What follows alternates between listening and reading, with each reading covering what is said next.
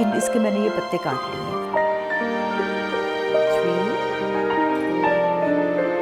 और एक जैसा साइज तकरीबन, प्रेफरेबली आप एक साइज रखिए। ये 5 पत्ते। ये कलर्ड पिन जो बिल्कुल किसी भी स्टेशनरी की दुकान पे मिल जाती है, इससे इसकी नोकों को कंट्रोल कर लिया। इसके कोने को मैं ऊपर रखती हूँ और यहाँ पिन लगा दी ताकि इसका कोना थोड़ा उभरा रहे, उससे बहुत खूबसूरती आ रही है।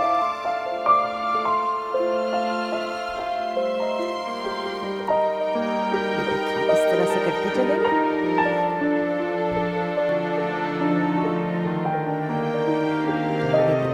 अब मैं आपको कुछ बनी हुई चीज़ें दिखा देती हूँ। सबसे पहले तो मैं आपको दिखाती हूँ कि ये वाले इन पत्तों की मदद से मैंने ये कुशन बनाया।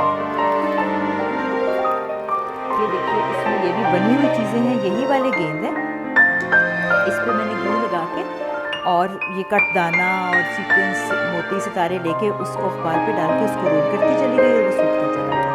और ये इस्लामाबाद तो घर भरा पड़ा है बिल्कुल। इस कदर खूबसूरत पत्ते सूख रहे हैं, इसके बाद ये झड़ जाएंगे और ये रेड होंगे।